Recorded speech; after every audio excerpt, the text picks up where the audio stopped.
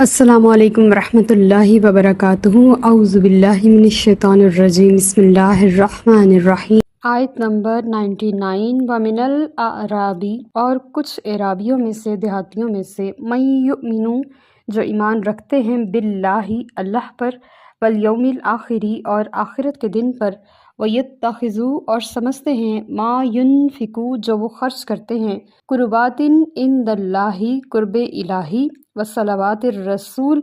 اور رسول کریم صلی اللہ علیہ وسلم کی دعائیں لینے کا ذریعہ ہے۔ الا، سن لو، انہا، بے شک ان کے لیے، قربۃ لہم، باعث قربت ہی ہے، سیدخلوہم اللہ، ان قریب انہیں داخل فرمائے گا اللہ تعالیٰ، فی رحمتہ، اپنی رحمت میں، ان اللہ، بے شک اللہ تعالیٰ، غفور الرحیم، بخشنے والا، ہمیشہ رحم فرمانے والا ہے۔ کچھ اعرابی، اب یہ تو ان اعرابیوں کا تذکرہ ہم نے پیچھے پڑھا جو کہ منافقت کرتے تھے اور دین سے دور تھے اور دین کو جانتے ہی نہیں تھے، اور کچھ اعرابی جو اللہ اور اس کے رسول صلی اللہ علیہ وسلم پر دل و جان سے ایمان لا چکے تھے اور قیامت پر بھی ایمان رکھتے تھے۔ جس کا قیامت پہ ایمان ہو جاتا ہے اس کا عقیدہ خود بخود ٹھیک ہو جاتا ہے، کیونکہ یہ چیز انسان کے لیے ہنٹر کا کام کرتی ہے اور اس کو سیدھا رکھنے کے لیے کافی ہو جاتی ہے۔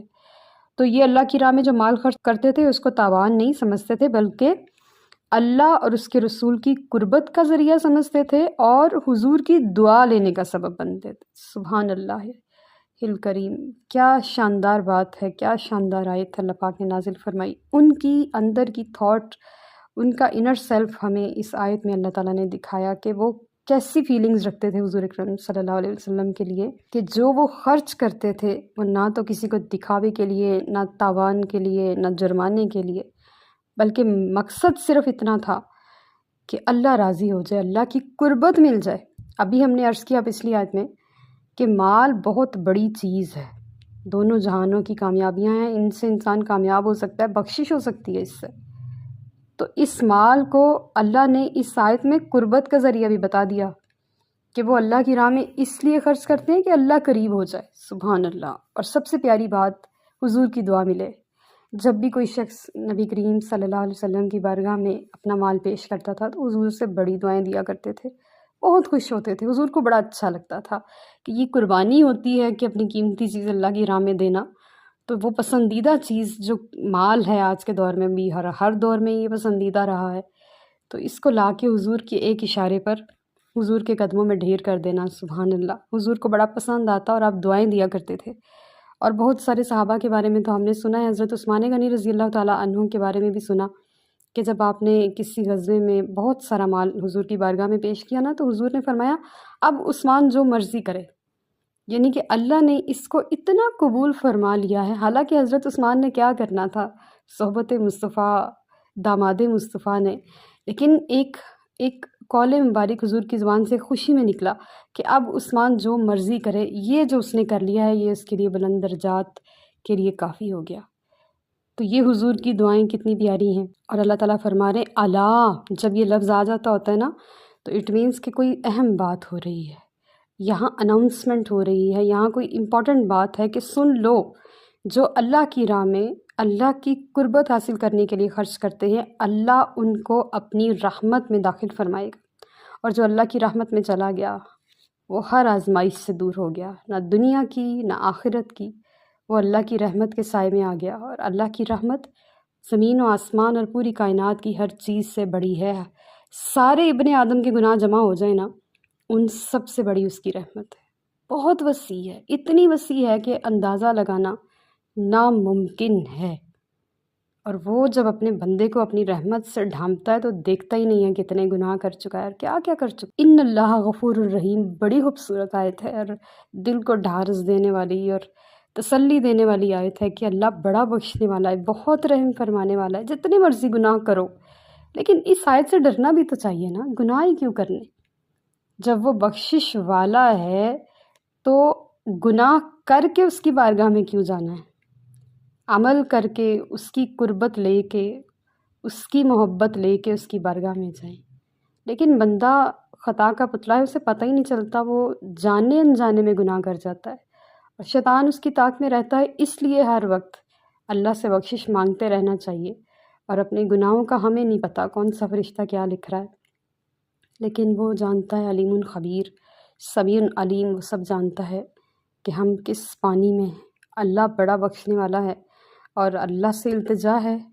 کہ وہ ان آیات کے صدقے ہم سب کی بخشش و مغفرت فرمائے، آمین۔ آیت نمبر 100، والسابقون، اور سبقت لے جانے والے، الاولون، آگے آگے، من المہاجرین، مہاجرین میں سے، والانصاری، اور انصار سے، والذین، اور وہ لوگ، نتبعوہم، جنہوں نے پیروی کی، بِإحسان،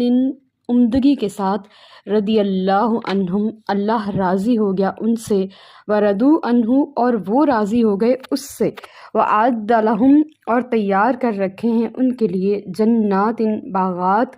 تجری، بہتی ہیں، تحتها الانہار، جن کے نیچے نہریں، خالدین فیہا، ہمیشہ رہیں گے اس میں، ابدا، ابد تک، ذالک، یہ فوز العظیم، بہت بڑی کامیابی ہے۔ سبحان اللہ، ماشاء اللہ، بہت پیاری آیت ہے۔ اب پہلے ہم نے ان کا تذکرہ پڑھا جو کہ بدو تھے، اب مدینہ کے انصار اور مہاجرین کا تذکرہ اللہ پاک بیان فرما رہے ہیں کہ وہ لوگ جنہوں نے اللہ اور اس کے محبوب علیہ الصلوۃ والسلام کی نہ صرف دعوت قبول کی بلکہ ہزاروں مصیبتوں اور تکلیفوں کو مد نظر رکھنے کے باوجود جب اسلام ایک کمزور اور بے بسی اور بے کسی کے عالم میں مدینہ میں داخل ہوا تھا، اس وقت اسلام کی مدد کی،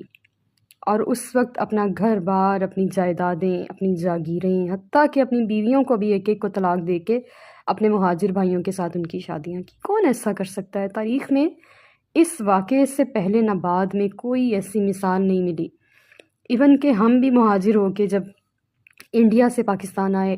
یا یہاں سے جو مہاجرین وہاں شفٹ کیے، کسی کے ساتھ بھی یہ والا سلوک نہیں ہوا، بلکہ خونوں اور لاشوں کا ایک نہ ختم ہونے والا طویل سلسلہ تھا، جلائے جانے کا، عزتیں لوٹنے کا، مارے جانے کا، اور گھر بار لوٹے جانے کے اس قدر دل خراش واقعات ہیں کہ تاریخ روتی ہے، تاریخ کے اوراق روتے ہیں، پڑھنے والے کی آنکھ روتی ہے، انسان ایک دم سے بہت زیادہ تکلیف کا اور غم کا شکار ہو جاتا ہے۔ لیکن جب یہاں پہ ہم دیکھتے ہیں کہ مدینہ میں جب ہجرت ہوئی اور جس طرح سے صحابہ کرام نے مہاجر بھائیوں کی مدد کی، انصار نے، اور جو جذبہ حب الوطنی اور جو جذبہ انسانیت سب سے پہلے دیکھا گیا، اسلام کی خاطر دل کا نرم ہونا اور اس مسلمان کی خاطر اپنا گھر بار وسیع کر دینا، اتنا اعلیٰ ظرف ہم نے انصار بھائیوں کے علاوہ کہیں نہیں دیکھا۔ اللہ تعالیٰ نے ان کی اس اعلیٰ ظرفی کی وجہ سے یہ آیت کا حصہ نازل فرمایا جو زمین و آسمان میں سے سب سے پیارا ہے، رضی اللہ عنہم ورضوا عنہ، وہ اللہ سے راضی ہو گئے، اللہ ان سے راضی ہو گیا۔ کیا اس سے بڑی بھی کوئی چیز کسی بندے کو اپنی کامیابی کے لیے چاہیے کہ اس کا رب اس سے راضی ہو گیا اور وہ اپنے رب سے راضی ہو گیا؟ میں نے بہت سے بندوں کو اپنے سمیت دیکھا ہے جو اللہ سے کہتے ہیں مولا ہم تجھ سے راضی ہیں، لیکن اندر سے کوئی نہ کوئی چیز انہیں پن کر رہی ہوتی ہے کہ کوئی نہ کوئی بات وہ اپنے دل میں زبردستی اٹھائے ہوئے ہوتے ہیں کہ ہم اس آزمائش سے گزر رہے ہیں اور تیری دی ہوئی آزمائش پر ہم تجھ سے راضی ہیں، لیکن دل میں غم اور تکلیف ہوتی ہے۔ اصل میں اللہ کی رضا تب حاصل ہوتی ہے جب بندہ دل میں غم اور تکلیف کو بھی محسوس نہ کرے، یہ دیکھے کہ میرا رب کیا چاہتا ہے، اس کی چاہت پہ اپنی چاہت، اپنا غم، اپنی خوشیاں سب قربان کر دے۔ تو اللہ کی رضا حاصل ہو گئی ان انصار کو اور ان مہاجرین کو جنہوں نے اللہ کی خاطر اپنے بینک بیلنس، اپنی جائیدادیں، جاگیریں، اپنے گھر بار، اپنے پیارے، اپنی تجارتیں، مکانات، گھر کی راحتیں، سکون چھوڑ کے ایک اسلام کی خاطر رخ مصطفیٰ صلی اللہ علیہ وآلہ وسلم کے عشق میں اپنا مکہ چھوڑا اور مدینہ تشریف لے گئے۔ اللہ ان دونوں سے راضی ہو گیا، مہاجرین سے بھی راضی ہو گیا، انصار سے بھی راضی ہو گیا، اور صرف رضا پہ بس نہیں کیا بلکہ آگے ان کے لیے جنتیں، جنات، یہ جنت کی جمع ہے، پتہ نہیں کتنی جنتیں، کتنے باغات، کتنی جاگیریں اللہ نے ان کے لیے تیار کر رکھی ہیں جن کے نیچے خوبصورت نہریں رواں ہیں۔ ہم اس منظر کو صرف اپنے تصور میں رکھ سکتے ہیں، لیکن ہم اس کو پریکٹیکل ہوتا تبھی دیکھیں گے جب ہم دیکھیں گے اس روز جب جنت اور دوزخوں کے فیصلے ہوں گے کہ کیا جنتیں ہوں گی اور کیا باغات ہوں گے، کیا ان کے نیچے ندیاں نہریں بہہ رہی ہوں گی، کیا کامیابی دے گا اللہ تعالیٰ، اور اس کا دیدار اور اس کی چاہت، محبت سب سے بڑھ کے، اور وہ ان لوگوں کو، ان کامیاب لوگوں کو نصیب ہوگی۔ اب آیت کی اس خوبصورتی کو دیکھتے ہوئے تھوڑی سی تنبیہ اس چیز کی کرنا بنتی ہے کہ صحابہ کرام کو اللہ پاک نے بڑے بلند مرتبے عطا فرمائے، اور ان کی شان میں اللہ نے اتنی بار آیات نازل فرمائی ہیں کہ ان کے مرتبے بلند ہیں، لہٰذا کسی بھی صحابی رسول صلی اللہ علیہ وآلہ وسلم کے لیے اپنے دل میں ملال نہیں رکھنا، ان کے بارے میں غلط کلام نہیں کرنا، اچھا سوچنا ہے، اچھا بولنا ہے، اچھا لکھنا ہے، اچھا ہی پیغام ان کے لیے آگے بھجوانا ہے، اور ان کی شان میں گستاخی نہیں کرنی، کیونکہ اللہ ان سے راضی ہو گیا، وہ اللہ سے راضی ہو گئے۔ آیت جو ہے وہ ہمیں سکھا رہی ہے، اور پھر ان کے لیے جو جنت میں لیوشز ہوں گی ان کا تذکرہ بھی ہے، اور فوز عظیم، سب سے بڑی کامیابی اللہ نے جس مرتبے پر ان کو رکھنا ہے، یہ بھی اس نے قرآن میں ہمیں سورہ توبہ میں دکھا دیا ہے۔ آیت نمبر 101، وَمِمَّنْ، اور حَوْلَكُمْ، تمہارے آس پاس سے، مِنَ الْأَعْرَابِ، دیہاتیوں میں سے، مُنَافِقُونَ، کچھ منافق ہیں، وَمِنْ أَهْلِ الْمَدِينَةِ، اور کچھ مدینہ کے رہنے والے ہیں، مَرَدُوا عَلَى النِّفَاقِ، پکے ہو گئے ہیں نفاق پر، یعنی کہ منافقت پر، لا تعلموہم، تم نہیں جانتے ان کو، نحن نعلموہم، ہم انہیں جانتے ہیں،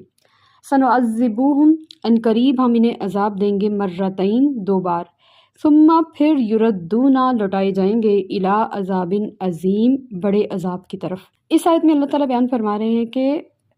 جو ہم نے پہلے پڑھا منافقین کا تذکرہ، کہ مرد النفاق کا مطلب ہے کہ اتنا زیادہ منافقت میں غرق ہو چکے ہیں کہ اب وہ پکے ہو گئے ہیں، یعنی کہ ایک پریکٹس کر کر کے نا کسی چیز کی عادت کی انسان کا اس کے اوپر رنگ چڑھ جاتا ہے۔ ایک کام ہم ڈیلی بیسس پہ کریں گے تو ہم اس کام میں ماہر ہو جائیں گے۔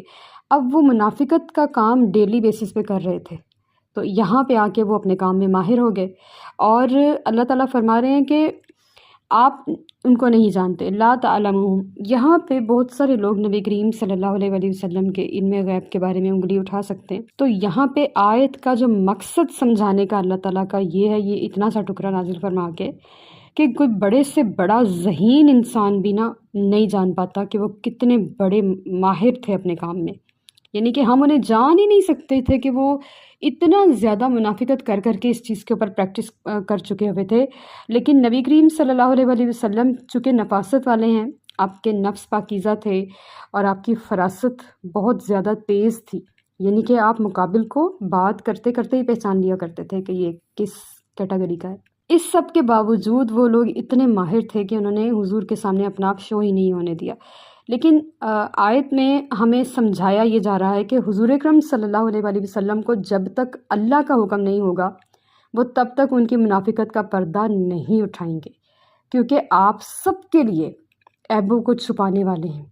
سب کے عیبوں کو ڈھانپنے والے ہیں، اور آپ اس بات کے منتظر تھے کہ شاید وہ مسلمان ہو جائیں، شاید وہ اپنے نفاق سے توبہ کر لیں۔ تو اللہ تعالیٰ فرما رہے ہیں ہم انہیں جانتے ہیں، وہ کبھی بھی اپنے نفاق سے توبہ نہیں کریں گے، وہ ہمیشہ اسی منافقت میں مریں گے، اور اللہ سے ان کا فریب جو ہے وہ چھپا ہوا نہیں۔ لیکن وہ اللہ کے بندوں کو جتنا مرضی اپنا آپ چھپا کے بتا سکتے ہیں کہ ہم مسلمان ہیں، تو انہیں 2 عذاب دیے جائیں گے۔ پہلا عذاب تو حضور اکرم صلی اللہ علیہ وآلہ وسلم کے ہاتھوں ہی ان کو ملا۔